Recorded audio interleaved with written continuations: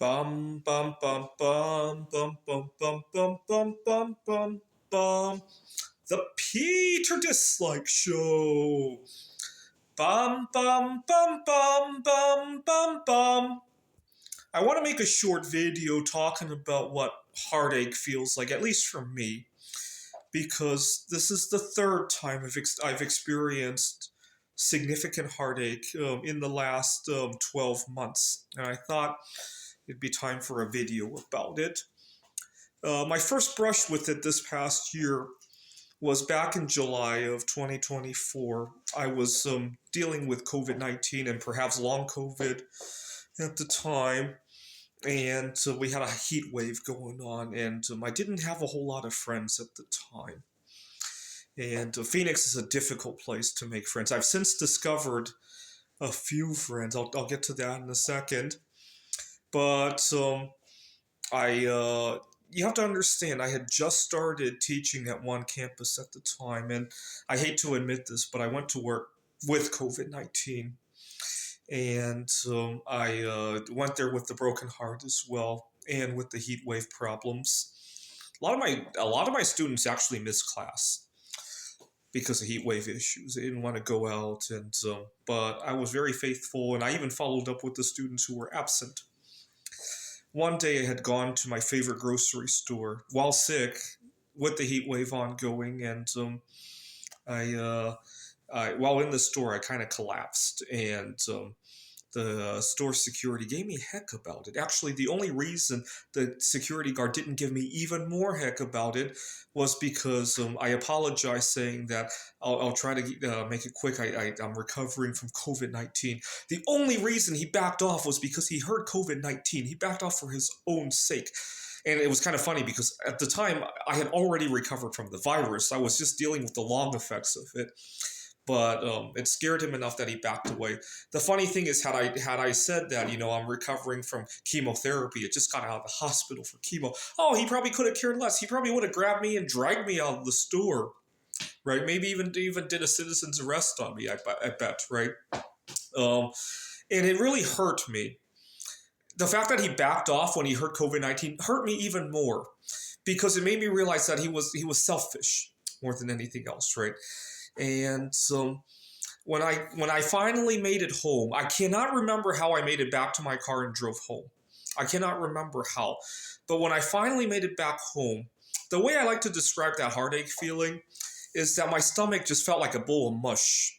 And I couldn't focus. And thank God I teach at a community college. I teach things I'm really fluent with. My work feels like breathing to me. Otherwise, my work performance could have suffered as well. I could have lost my job.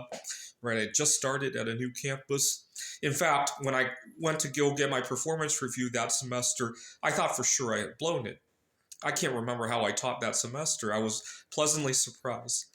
And but you got to remember, a lot of times I go to work in a zombie state when stuff like that is ongoing, and the heartbreak also caused a little bit of a downward spiral in my social life. I go out and try to make friends, but I'm so heartbroken that nothing comes out right. I'm desperate with people. I make desperate remarks. I get angry at people, and then all the while my stomach feels like a bowl of mush.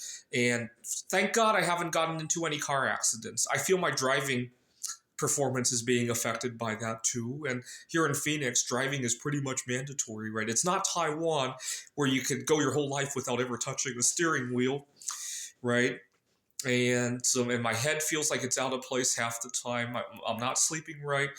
My eating disorder kind of went back into relapse, and so I don't have good hygiene. Yeah, I have eating disorders. I have a difficult time with you guys know, at one point I tried to quit masturbating. I relapsed into that big time last year when I was dealing with this, right? And and all the rest, right?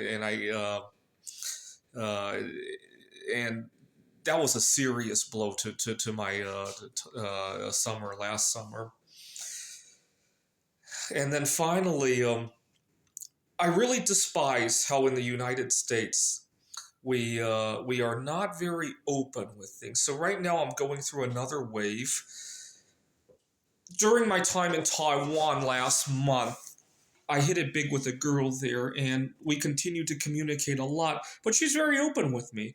She is dating or was dating somebody back in Taiwan, and she was very open with me about that, and I applauded her, and in fact, I I rooted for her, but it doesn't look like it turned out, and I commiserated with her as well. And earlier today, we talked about having a video chat at some point. She's not in a very good situation to video chat at the moment, but we'll be video chatting at some point. And I love the openness of it. She tells me about things that I really should know about myself. But contrast that to here in the United States. I recently met a distant relative of Pierre Curry. I've been talking about him, about her, but she has been hot and cold with me. One minute she's excited about doing something, the next, I don't hear from her for a day or two, and then all of a sudden a series of texts. Oh my God, why haven't you responded to me? And all that. And once again, I feel like my stomach is in a tangle. I'm not sleeping right. I can't focus on my grading. I was grading papers today, and I found myself staring at the same problem for 5-10 minutes in a row. And it's affecting my other dating endeavors as well. And just in a huge tangle. Thank God the weather is good at the moment. It's kind of windy, but when my stomach is in a tangle like that, my head's in a tangle like that, it makes any other inconvenience, like a windy weather, it makes the wind feel like it's 10 times faster than it really is, right? It makes the temperature feel like it's twice as hot as it really is, right? What really was 115 degrees feels like it could melt bismuth, right? That's what it does. It multiplies the temperature. It multiplies the wind. It multiplies humidity. It really does, if I have to describe it, right? But you see, part of the problem is that here in the United States, we don't appreciate heartache, right? So we all understand if somebody needs to take time off to commiserate a death in the family, right? Or even the loss of a pet, right? Or any number of things, right?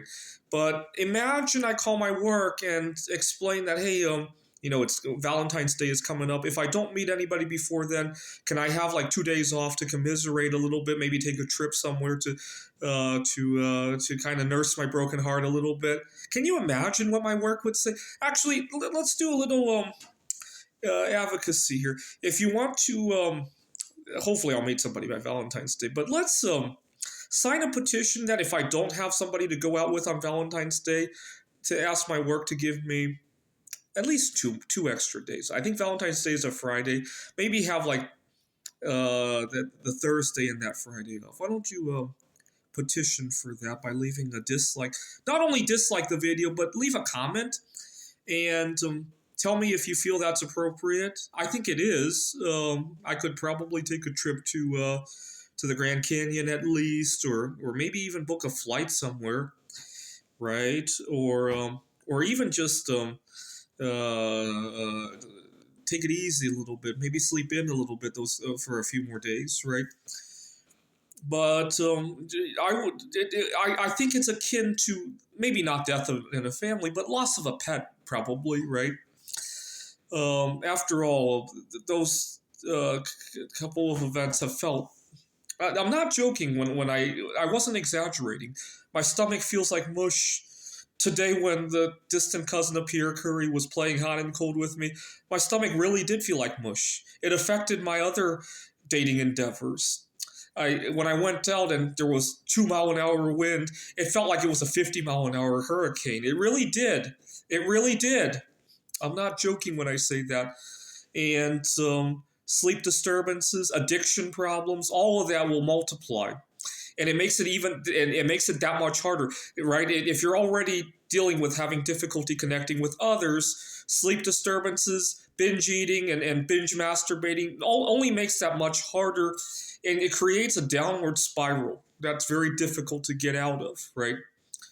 This is the Peter Dislike Show. Bum bum bum bum bum bum bum bum bum bum bum bum.